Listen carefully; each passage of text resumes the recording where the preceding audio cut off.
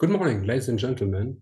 On behalf of EUROSAC and SIP Eurocrowd, it is my great pleasure to welcome you to another exciting webinar focused on the future of industrial paper sacks.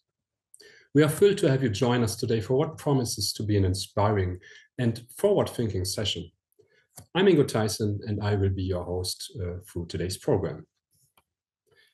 Our webinar is titled From Waste to Resource, Accelerating Paper Sack Recycling. As you may know, the packaging and packaging waste regulation will come into effect early next year, marking a major step in Europe's journey to sustainability.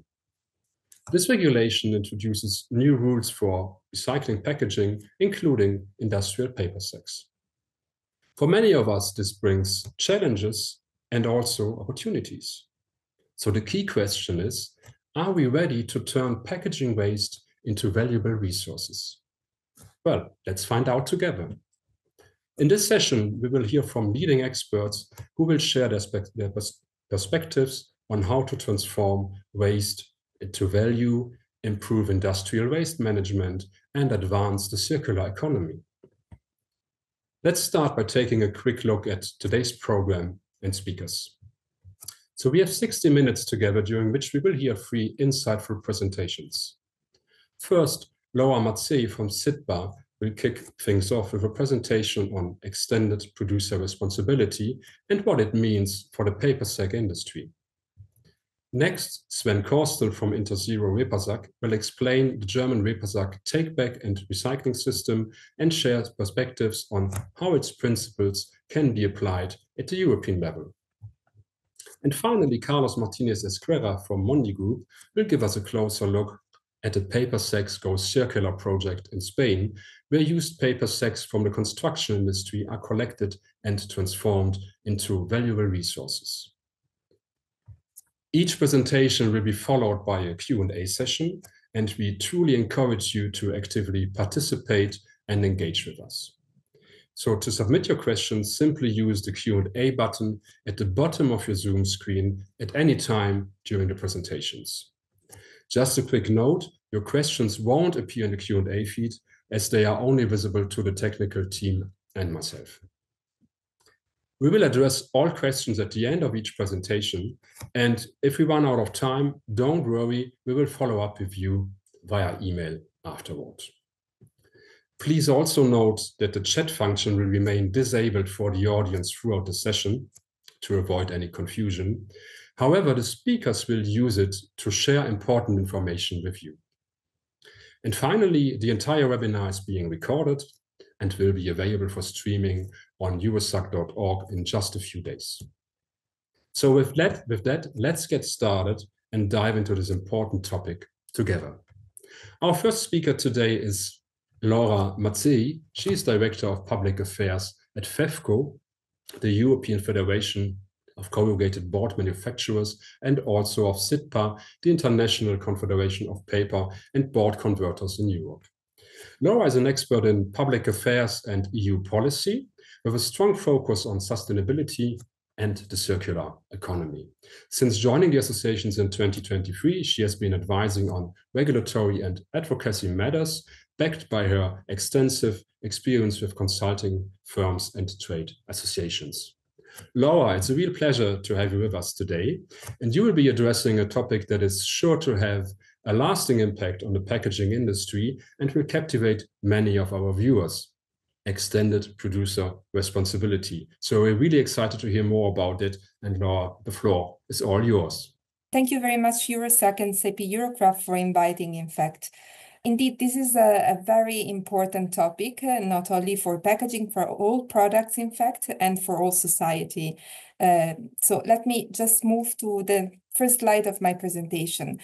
I wanted just here to clarify a bit what is the extended producer responsibility fee and schemes. In fact, these are considered to be policy tools to reduce the environmental impact of products and, in this case, of packaging. In fact, producers will be accountable and are already accountable for packaging throughout the whole life cycle. And as you can see in the picture here on the right, in the green arrow, you can see, in fact, all the activities that are covered by EPR fees and system. So in general, packaging producer pay an EPR fee to cover all the costs associated with the packaging waste, the collection, sorting, and recycling. So this is a very important initiative and allows also to mobilize resources to achieve the circularity goals, environmental goals of in the, let's say, European Union. So it's a very important contribution of producer to the activity of the European Union as well. So let's move to the next slide. With this slide, we want to provide you, in fact, an overview on the legal framework regarding the EPR fee. As said, this is not only related to packaging, but in general to products. So the main legislation which is regulating EPR fees and schemes, it's the Waste Framework Directive, where the operational system are defined and the key provisions are set. However, also other legislative framework are, in fact, providing obligation to producer. In this case, we are talking about the Packaging and Packaging Waste Directive, which is the current legislation for packaging, and what will come, as Ingo mentioned before, the Packaging and Packaging Waste Regulation. So I think you're all aware, as Ingo mentioned before, that the directive is now amended and transformed into a regulation to ensure a better harmonization of all the provision for the economic operators covered by this legal framework. In specific, we have the provision of eco-modulation for EPR fees, and we will delve into details in the next slide. Then we have also other legislation, a directive, the Single-Use Plastic Directive, which in fact is covering more details regarding competing material to paper. Okay, here I just want, in fact, to provide the key article in the legal framework, the Waste Framework Directive. So as said, Article 8, it's about the obligation for member states to set EPR schemes. So member states will have and are setting these schemes. And in Article 8A, the minimum operating requirements for EPR schemes are also set.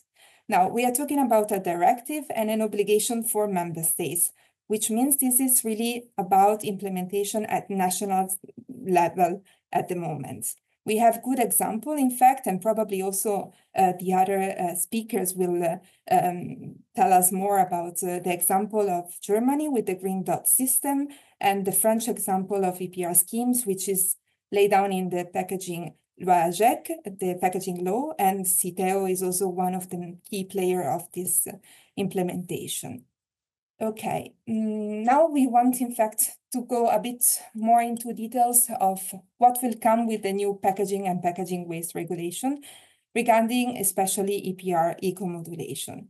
So just to give a glimpse of what is the status of the legislative procedure, the proposal of the Commission was in fact published in 2022. So this is a very long process, and we are now at the last stage of the legislative process. We had the Parliament adopting the corrigendum procedure with the legal and linguistic change, and now we expect the Council to endorse the text probably next week.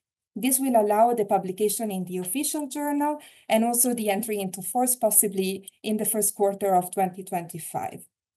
This means that after, in fact, is set in the legislation, after 18 months of entry into force, the main provision will become applicable.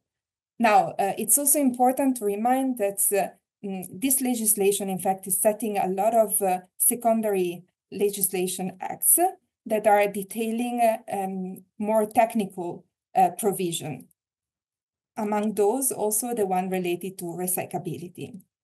So we will still have more legislative and non-legislative act detailing this particular provision.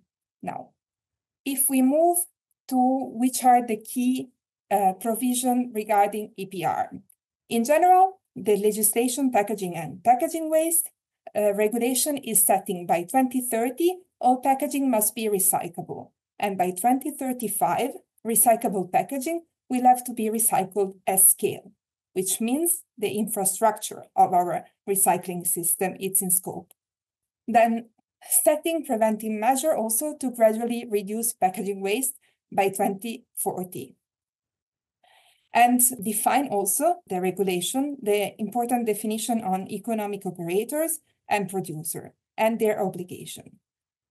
In particular, the producer will have to be subject to extended producer responsibility fees based on packaging recyclability performance as set in Article 6, which means by the 1st January 2028, Delegated Act on Framework for a financial contribution. In addition to this, in fact, the regulation is also setting new costs to be covered by EPR fees. In particular, the cost of waste receptacles labeling, the cost of compositional surveys of collected mixed municipal waste, and also the possibility for member states to establish litter cleanup costs. Now, with this slide, we want, in fact, to inform you on the differences between the current EPR fee and the one that will be eco-modulated with the new legislation on packaging and packaging waste. The current EPR fee, it's calculated based on weight, material type, volume of the packaging placed on the market. What means the eco-modulation? It's mainly an adjustment of this calculation based on the eco-performance of material and recyclability grade. In fact, the PPWRs is also setting, as I said before, secondary legislation defining better what will be recyclability and the assessment of recyclability. This will be based on design for recycling criteria that will come with secondary legislation.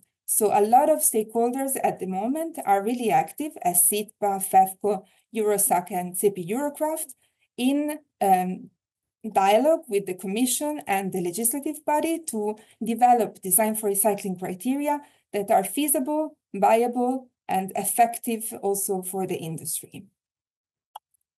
In general, also, the use of recycled content in plastic parts will be considered as a possibility for the eco-modulation of the fee from a more, let's say, voluntary basis.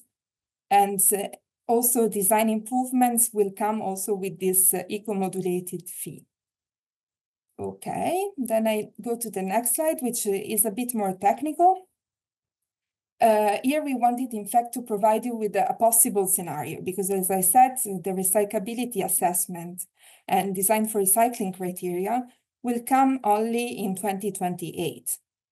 So the Commission, together with the JRC, the Joint Research Center, together with stakeholders and standardization body, will probably define better these three principles. So the principle for design for recycling of packaging, which will be based on material category, the weight in percentage, the fully recyclability of the element of the packaging, the conditionally recyclability of the same elements.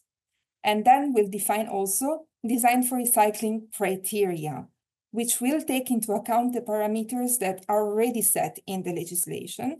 And in specific, it will look into what are the elements of the packaging and the impact on the recyclability. So what is the impact of adhesive?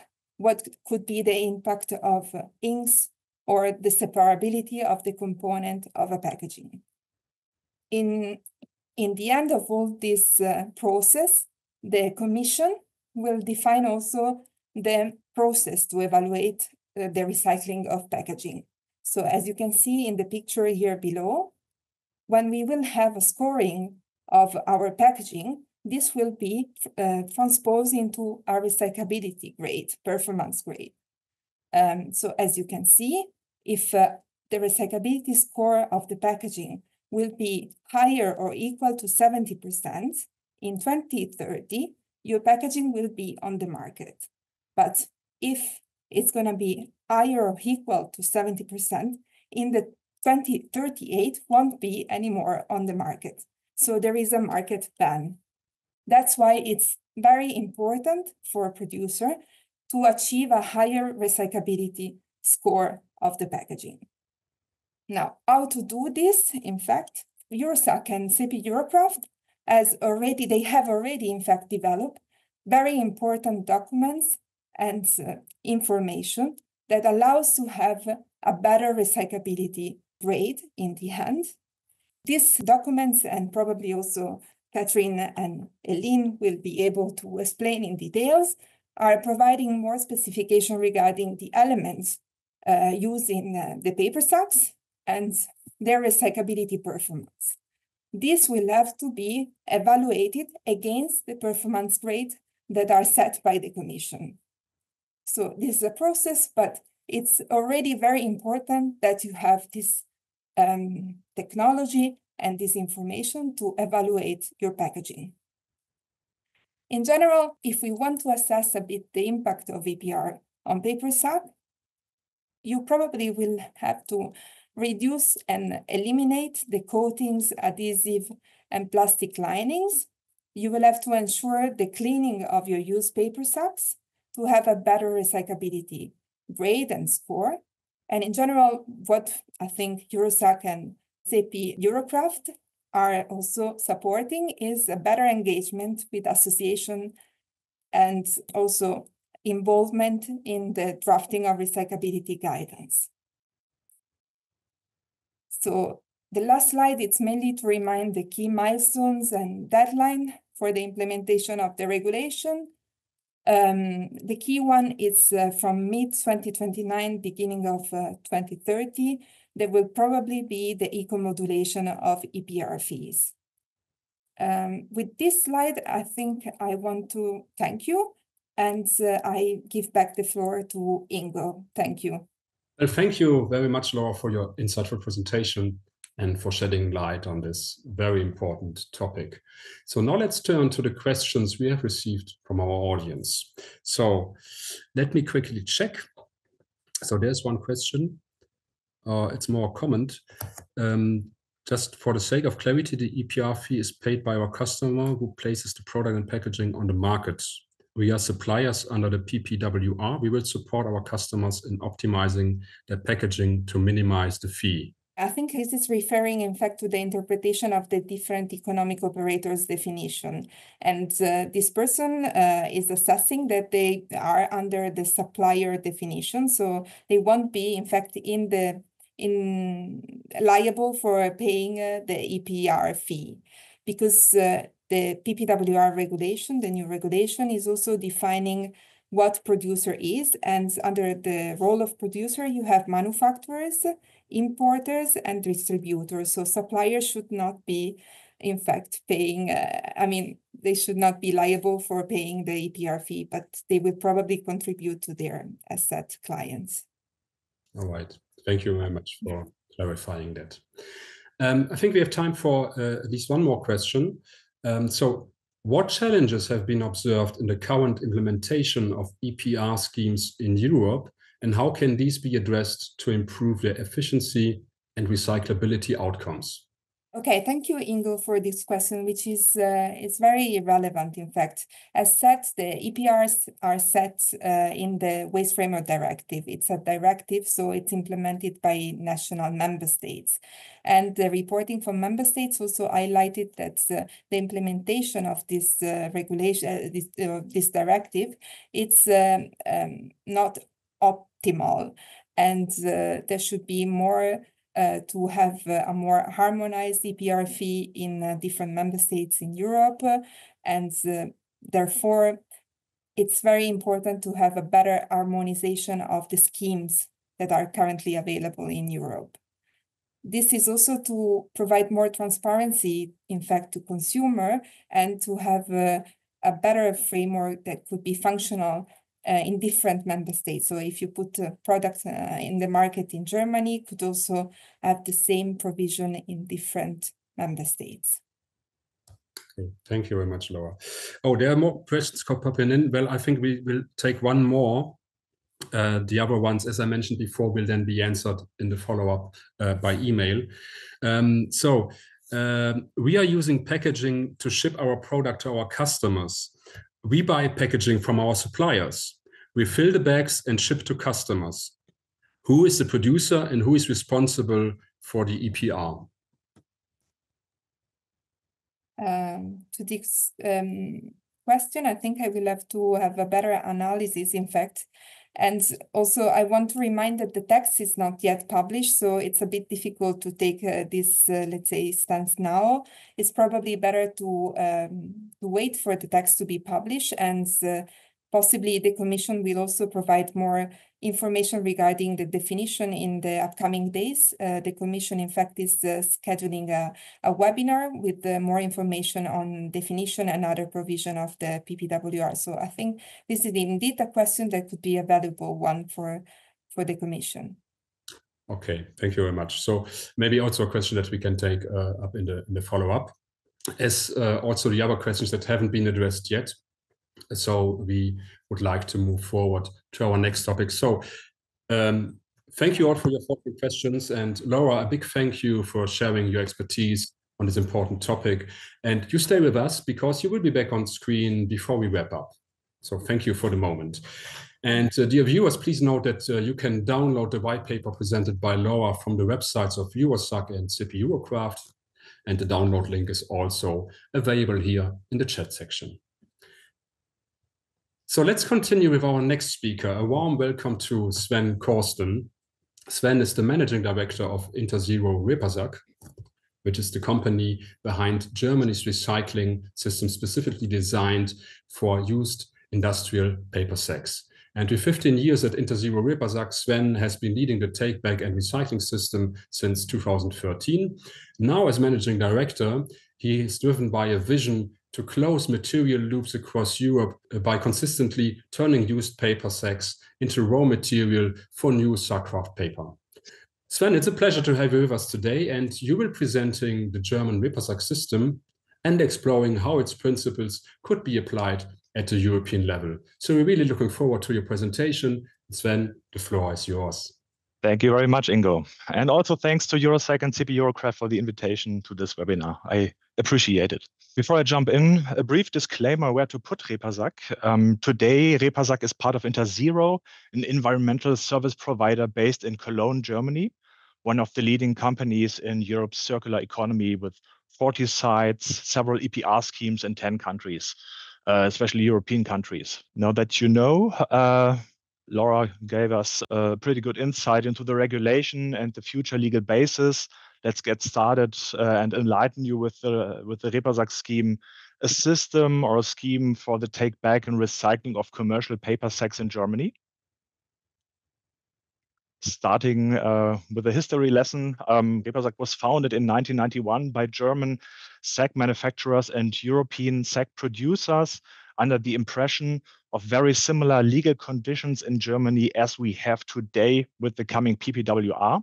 Back then, the goal was on the one hand to close the material cycle of the long kraft paper fiber coming from post-consumer sack material, and on the other hand, to establish a scheme that relieves the sack fillers of the legal take back and recycling obligation as an added value for them. Today, we work with 70 sack producers in Europe, the Americas, and Asia, and more than 800 of their customers, mainly from the chemical industry, the building sector, bringing their sacks filled with product into the German market that account for approximately 60 to 70% of industrial sacks used in Germany. Yeah, and the post-consumer sack material is taken back at our 350 collection stations, or alternatively, they are being picked up by one of the 600 Interzero disposal partners. The Repazak scheme is obviously designed as a cycle. I will walk you through it, starting with the sack producer on the right-hand side, who hopefully recommends us to his customers, the sack fillers and distributors of the packaging, as a solution for their take back and recycling obligations under the German Packaging Act. The Repazak logo is then printed on the sack, entitling the end consumer to return the empty packaging waste to our collection points free of charge. And that's the moment where the added value for the consumer comes in, namely the built-in take back and recycling solution, so that the consumer no longer has to worry about this topic.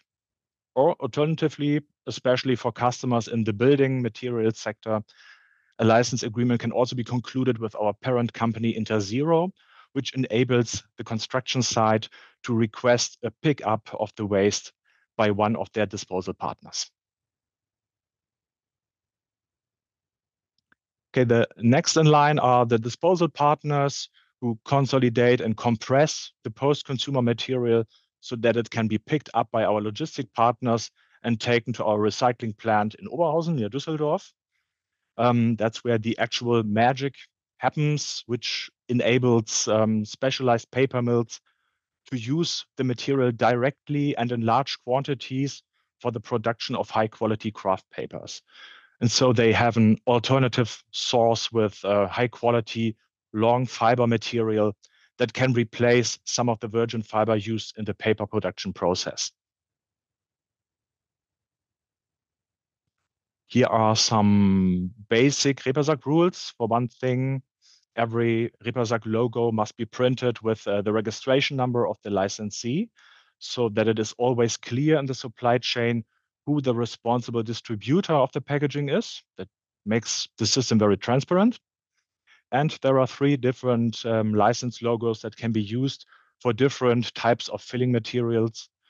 One for inorganic building material, such as cement, one for organic food and animal feed and also planting seeds, and one for chemicals. So these are the main categories that we collect separately for material recycling. Apart from sorting into different categories, the sack material must, of course, be empty, as dust-free and dry as possible, and they must not contain any other impurities that could interfere with the recycling process afterwards. Yeah, and finally, everything is pressed into transportable bales and scheduled to the pickup by our logistic partners.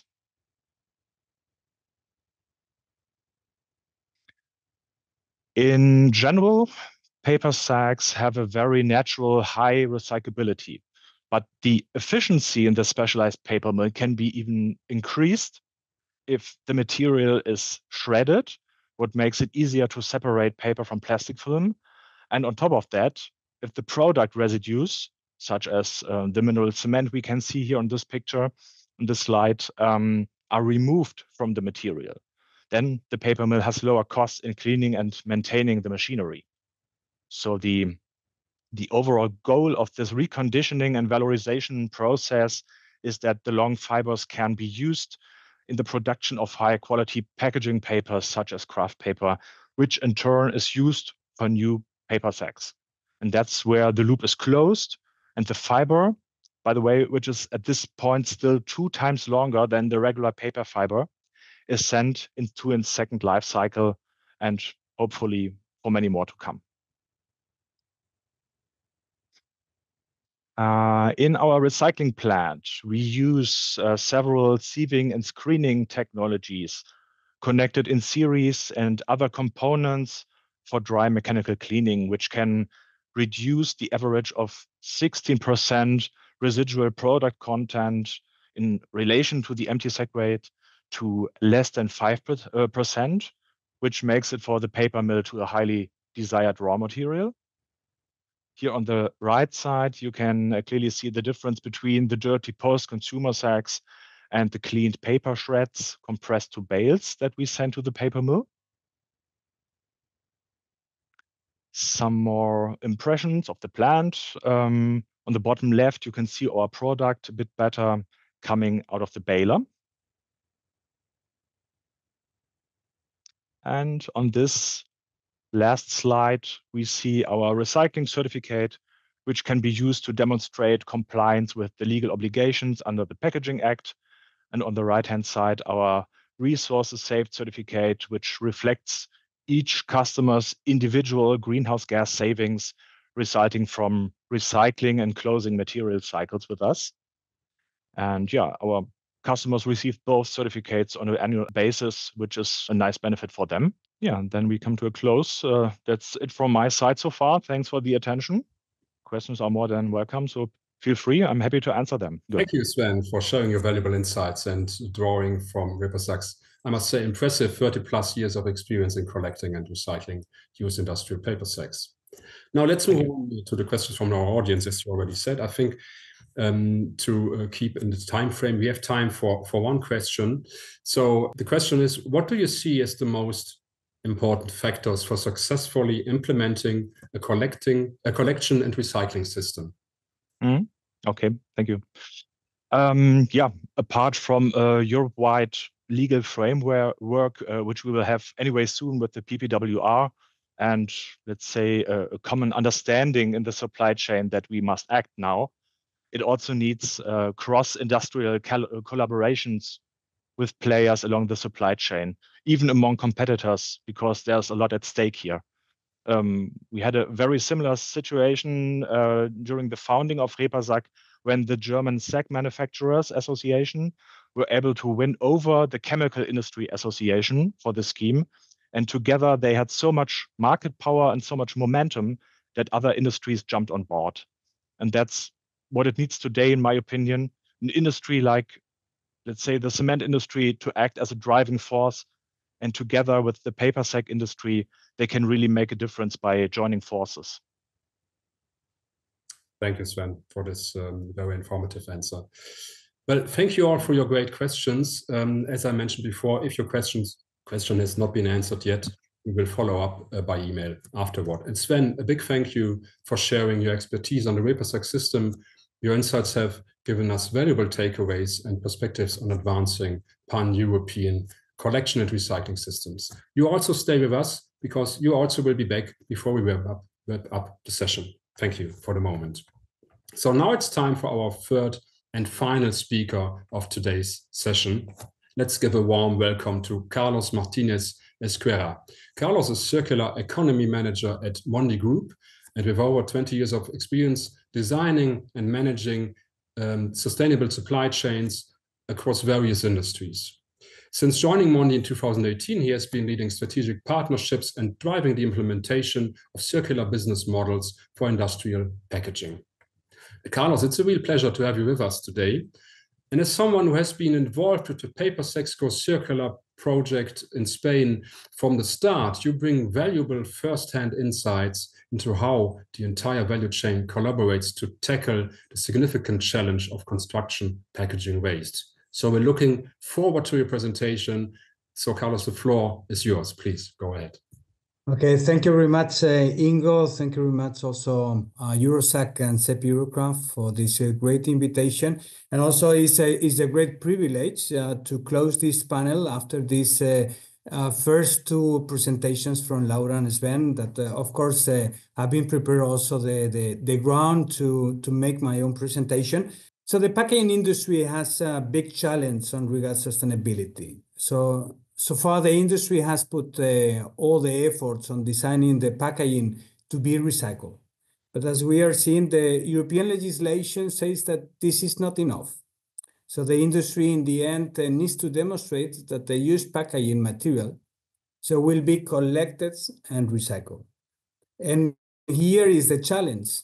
As some industrial packaging, and this is the majority of paper sacks in the construction industry, by the end of the life are ending in a container. So mixed with other waste materials and finally are disposed in a landfill or incinerated. So it's in this point where the construction industry has set up collaboration of the entire value chain to bring a solution under the Papersac's Go Circular Alliance. My name is Carlos Martinez Esquerra, Circular Economy Manager at Mondi Group, and today I have the pleasure to explain how this collaborative initiative is building circular economy. So let's start with a video to put you in the context of the challenge. The construction industry moves at a very fast pace, especially concerning how we handle construction waste, like paper bags from cement and other building materials. Currently, the bags are often not recycled due to the lack of separate collection streams. Instead, they end up landfilled or incinerated, which leads to pollution and wasted resources. We need to act quickly to mitigate the harmful impacts our industry can have on our environment. We can't do this alone. we need to work together. Challenges like collection, the cost of separation, and how the paper waste materials are disposed of need to be overcome. This is our driving force in initiating conversations to develop solutions, fuel innovation, and work on creating a circular and better future. Only through collaboration with all stakeholders in the value chain can we make a real difference and promote change in our industry. We have already made huge strides in developing an ecosystem of partners who are committed to fostering change by working together to find ways to collect, process, and recycle the paper bags. Join us in bettering our industry for a more sustainable future.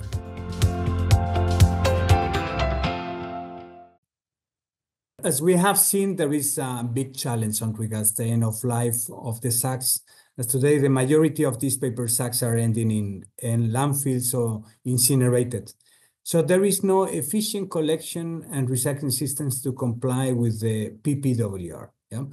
So taking this challenge, so we started for these reasons 2 years ago to understand the flow of this packaging material in the construction industry and the feasibility to start piloting a collection and recycling system for the used paper sacks in Spain. So starting with the involvement of construction companies and the collectors for construction demolition waste, we wanted to understand exactly what was the flow of this material, what was happening, and how we could develop together a system where the material could be segregated from the very beginning. But then, of course, we need to involve the rest of the parties to successfully segregate the used paper sacks, collected, prepared to be recycled, and finally converted into new paper, with the potential to be used even for the manufacturing of the recycling paper sacks. But of course, to make it happen at a scale, we need more partners across the value chain. So the way this is working, so we can see some pictures about how the material today is being segregated at the construction site using big bags. Yeah. So then the material can be easier be handled across the various areas of the construction site, yeah, and be disposed at the different areas where the construction site is putting all the waste materials. Once the material is filled in the big bags, can be then collected by the different collectors of construction waste and demolition, who transport them to a designated waste management facilities. This approach avoids the typical mixed waste container that often end up in the landfills, and along with the associated fees. Yeah. So then the selected waste management facilities will serve as hubs for these materials, optimizing logistic costs by streamlining collection and processing of the materials. At the waste management facilities, the bags are then consolidated and then processed to meet the recycling specifications. So this may include the shredding process to remove any remaining residuals, and then the baling of the material to the further process. Finally, the recycled paper mill will transform into high-performance graph paper, which can be used to produce recycled paper bags or being repurposed for other paper-based applications materials. So after the successful pilots, we organized a roundtable inviting 12 industry experts representing the entire value chain to discuss how to boost the circularity of the paper bags, different motivations and variety of challenges to manage, but the one global goal represented finally in a manifesto. Reduce our environmental impacts together, create transparency along the flow of this material, cost-effective solutions, and extend this knowledge to others. So EUROSAC and CEPI Eurocraft decided in June of this year to formalize this initiative under the Paper Sacks Go Circular Alliance, and with the lead to manage this initiative and enhance it and expand it by CoCircular, the project manager in Spain. So with this first working group, we started to get evidences that the sustainable and cost-effective solution for paper sacks could be also applied for the materials. So we are talking about collaboration, and here we wanted to make a step forward. Just the isolated recycling or collection and recycling process for paper sacks wouldn't be able to scale up. But here we saw the opportunity to join forces with other construction waste materials. So to do it in a way as we cannot do it alone. So the circular business model is much more profitable than a linear one. So when the collectors, instead of transporting the materials to a landfill, are paying for this, now they transport it to a waste management companies, the material, and they are being paid for that. So in the end, you see that the Alliance is playing a key role, engaging all the stakeholders of the value chain, defining and implementing a circular business model that in the end are meeting environmental and economic interests while ensuring at the same time the regulatory compliance. So what is the Alliance now? So you see that the Alliance is generating a new economy from the recovery of the construction waste material. So benefiting and incentivizing all the parties involved. Today in Spain, after just 6 months of the founding of this alliance, there are over 50 companies and more than 170 construction sites that are joining the initiative. Over 600 tons of paper sacks have been collected and recycled, and even this has been triggering the collection of another 2,000 tons of other materials that are following also this circularity path. So this alliance, in a kind of think tank platform, is trying to improve the model and by the creation of different working groups that basically are looking for the synergies and process optimization, the traceability of certification, and the best practices and training. All these groups are basically created by all the different companies that are being part of this initiative and alliance.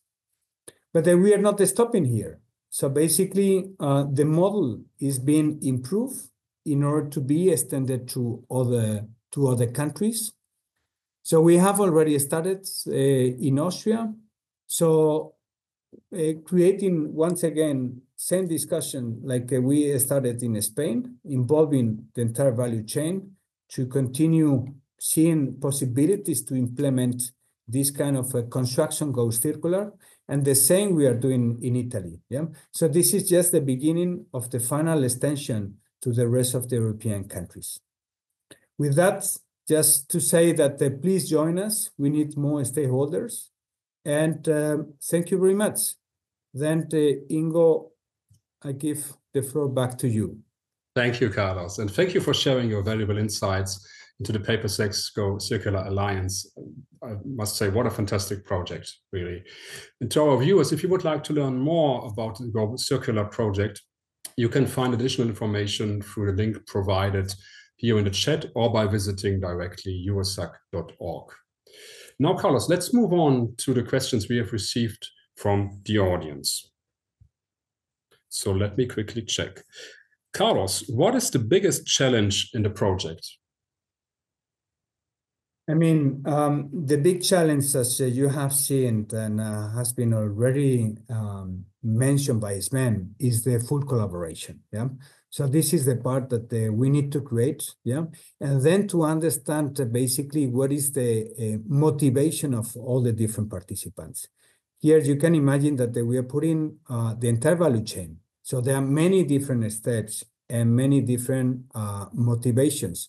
For this reason, it is important to identify them, and to find the ways that everybody is happy with the solution. In the end, we also see that there is different type of priorities, and for this reason, Eurosac and CEPI Eurocraft saw from the very beginning that they should take the leadership, to create the foundation of this alliance. So this is motivation and full collaboration among all the different parties. Yeah, I imagine. Another question, Carlos, you already mentioned that there are plans in Austria and Italy, if I remember correctly. Are there plans to include other EU countries in the alliance in the future? For sure. The idea is, in the end, that we want to comply with PPWR at the European level. And for this reason, we want to extend to all the different countries. But I think we need to make it step by step. This is the reason why we started in just one country. We are developing this model. Now we are bringing these learnings to other 2 countries. Of course, in every single country, we are going to see how this European regulation is going to enter in different cascades. So we need to understand how every single country can behave. And of course, there is a different waste management practices. So this is the reason why we have started with the 3 countries. But then in the moment that we can get the success into them, so probably we are going to see by end of this next year, how we are going to extend this solution to other countries. Okay, thank you very much. I think we have time for 2 more questions, I would say. So here's another one. What are the different ways to participate in the alliance? For example, how could a building material producer get involved? I mean, very good question, because here it is important to define exactly what is the kind of participation that every single stakeholder can do. Of course, those that are working operationally in the flow of this material, construction sites is the first one where everything starts, so it's the most important one. But of course, the building material producers have here also an important role. They can start just simply with the trainings that they're providing to the construction sites about the materials that they are using.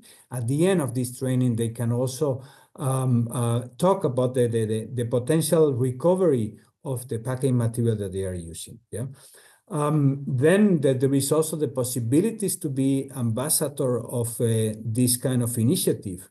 There are a lot of different congresses and fairs where the building industry is participating, and demonstrating the sustainable solutions, that are being applicable.